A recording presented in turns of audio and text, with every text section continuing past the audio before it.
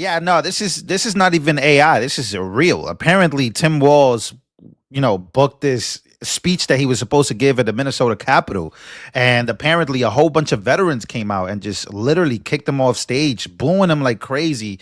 And I'm very proud of these veterans, by the way, because Tim Walz is known as a liar. Tim Walz is also one of these people that have been running around. I guess trying to get back on the campaign trail, trying to save the midterms, and eventually try to bring it home for the Democrats to win again. And he's not doing a good job. And here he is being embarrassed. This is like really embarrassing. He tries to go on stage here, and veterans are just not playing with this guy at all because of his previous lies during the campaign trail with Kamala Harris as he was running as the vice president. And yeah, take a look. Welcome to the Capitol. It's great that you're up. Sir, you're welcome to come. Let me finish. Let me finish. Coward. Yo, they are not happy with this. So embarrassing, bro. Let me finish.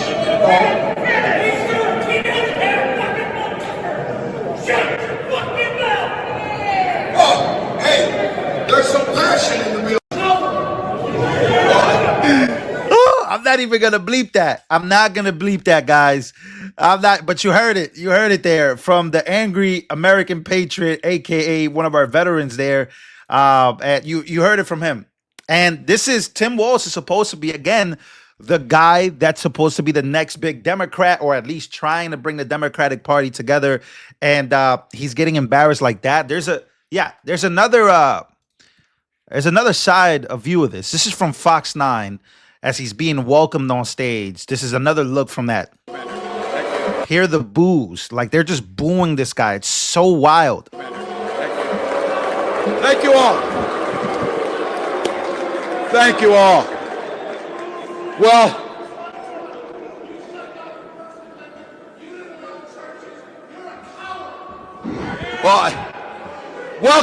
welcome to the Capitol. It's great that you're all. Sir, you're welcome to come. Let me finish. Let me finish and vote. Hey, sir, he doesn't have fucking votes, sir. Shut your fucking mouth. Oh, hey, there's some passion in the building, which is a good thing. Reaction to some of the boos that you got out there and some. Oh snap! They got his reaction. They got his reaction afterwards. Wow, that's so. Good thing. Reaction to some of the boos that you got out there and some of the heckling. Yeah, and some of the thank you, and this guy wanted to go brawl, help me brawl the guy. Look, that's what they're going to do. These folks come here, they're going to have to face the reality. Some of these guys voted for what's happening at the VA, and they don't like it. Some of them come up here and are saying they're supporting folks who. Yeah, no, it's not working. Whatever you're doing and whatever you advocated for and whatever it is that you told America was supposed to happen if you guys didn't win, well, the opposite is happening. And that's it, also you're a liar, right? So let's not forget that. And it's so look, he's not had a good week. This guy has not had a good time at all. Like his own state, he's not had a good time. In fact, like it's not only with the veterans, he's just not had a good week with just the way he handles the press. And again, this is supposed to be the guy who was laughing at Americans, right? The narrative is, we told you so, right? Even though the stock market is bouncing back and things are beginning to be priced in as far as the tariffs go, as far as everything goes, even though we now have, of course, we're going, trade by trade and trying to figure out what's going on with China. But again, most of everything, when you look around, is your life different? Is it better? Has it not gotten better? Apparently, he's trying to convince Americans that their lives, even though we're only in April, that their lives are so bad. And he then forgets that people just don't like him. They don't like you. They don't like you, Tim. But you're being paraded around because the Democrats have nobody. Who are they going to bring back? Kamala? They got Stephen A. Smith, a sports commentator. Like, this is what we're looking at right now. So it's not a good time for the Democrats. And again, it just hasn't been a good week for this guy. I want to show you this video here by Dave Rubin that he made some commentary here of, again, one of the biggest scandals in American history. And Democrats still just can't admit it, including him, that he's being paraded around by Democrats to try to get some momentum back. Take a listen. I think your party needs to acknowledge that President Biden was not up for the job of running for re-election, and that this was a major mistake by the He made that Democrats. decision. Let's go back to Jake Tapper and Tim Walz, because this, Jake, you're not on the left. I know, Jake, you're not on the left. Here they are talking about Biden's mental decline and everything else, and just how bad everything was. And they were both part of it, and now they're trying to explain it to us. Well, what do you make of the criticism that one of the reasons why your party was so resoundingly rejected last November is because Democrats were gaslighting the country, saying that inflation was not a big deal, heralding Bidenomics. Not only Biden, but Kamala Harris was heralding Bidenomics, pretending that there wasn't a problem at the border. And then fundamentally, this idea that President Biden was up for another 4 years of the job, while Americans in poll after poll for year after year were saying he's too old to do the job. Your party stood against all of those things. Wow, it looks like Jake Tapper went off script on Tim Walz. He literally went off script. I don't think that Tim Walz would have came on the show if he knew that this would have been the line of questioning and accountability. Look, Joe Biden coming in and during COVID and being a governor through COVID did a hell of a job. But I think one of the things that we didn't do is we assumed that we said, and it was true, that we were going to have a soft landing and our economy was better than the rest of the world. Better for who? Better for the working class who was saying groceries were too expensive, as they are now and going up. They got to see us talk about things. Again, I go back to this. Don't talk about food insecurity or housing type of issues. Talk about people being hungry and wondering where they're going to live, or about their children's future, about real security. And so I think your question is spot on. I think we got intellectualized on this. I think the fact of the matter is Joe Biden did soft land the economy. He did usher us through COVID. None of us are saying we should be soft on the border, but we allow a vacuum, and Donald Trump fills it, the 800-pound gorilla, and their narrative starts to stick, and we look weak. It's so sad how everything goes back to Trump. Everything goes back to Trump. Just hold yourself accountable. This guy sucks. Look weak like we don't care. We look like we look, Jake. I'm not going to say, we need to do is we need to just arrest people and ship them to El Salvador. No, we need to invest the money on border. We need to make sure that we have the judges necessary to adjudicate things faster. We need to make sure if you're going to be in this country, you're legal, and when you are, you're going to be uplifted, celebrated, and part of this great American tapestry.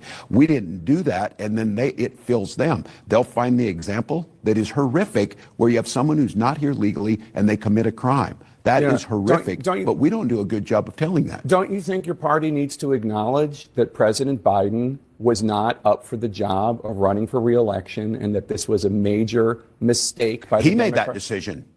I know, but you all went along with the idea that he was up for it, and he wasn't. And everybody saw it, and the country rejected it. Yeah, well, look, history will tell us to go back on that. That very well could be the case, Jake. You awful human beings deserve each other. Like, you deserve all of this, Jake, and you deserve all of this, Tim. So he mentions three things there, Jake. Biden economics, which was that we printed a ton of money, right, to help the economy. But of course, what that did was cause inflation to go up, because if you just start printing something magically, supply and demand, economics 101. So whether you went to psychology 101, beginning of the show, or economics 101, you pretty much can understand what's going on here. Then the border, we know, I don't have to explain that any further. And then the cognitive decline, which Jake has the temerity, he has the balls to be, quote unquote, writing, I know he didn't write it, to write a book about the very thing that he was hiding. Jake, did you say anything about how bad Bidenomics were for the years of Biden? Did you say? It's so bad. It's so bad. It's not only Tim Walz, it's just it's networks. It's a lot of people behind this, ladies and gentlemen. It's so many people behind the failures of the Democrats, and they're just pointing the fingers. It's so embarrassing. It's so embarrassing. And you deserve booze for that. You deserve to be kicked off stage. You deserve to be embarrassed for stuff like that, where you hide from the American people and then you act like the American people are supposed to be so stupid. But unfortunately, this stuff, I don't even know what to say. I'm really speechless at the fact that Tim Walz is really all they have. What do they have? What do they have? Gavin Newsom? Is Gavin Newsom running? Who's running? And why is Tim Walz being paraded around by Democrats to be this guy? But again, like, shout out to Dave Rubin. I really like the way he forms his content, but he was explaining there, pretty much the lies and what these people should be held accountable for, and they're still not holding each other accountable for it. In fact, they're acting like it never happened. They're acting like it's all Trump's fault. It all goes back to Donald Trump. It's all Trump's fault. And in fact, because of that and no policies and not accepting reality and trying to make it seem like this reality is not real, I think that's why you get these types of boos, and that's why you get these types of welcomes. And again, that's just, it is what it is. It is what it is. At this point, if this is what the Democrats are doing, then unfortunately for them, hey, here's my question. Is a strong Democratic Party good for America? Both parties being strong, is that good for America? I think that's good for America. I think that we should have people battling it out and competing for the American people and competing for, making the economy great and competing for bringing back jobs or competing for making sure the border is secure. But it seems one-sided. That those issues that are very important, they seem one-sided. I think that's crazy. But I do think that if we're going to have a two-party system, which seems like they're just dominating, obviously. But if we're going to have that, at least I would love to have a strong two-party system. Right now, we just have a strong party, according to me and many other different people that voted for Trump. All right. Love you guys. Let me know what you think about this down in the comments. See you guys on the next one.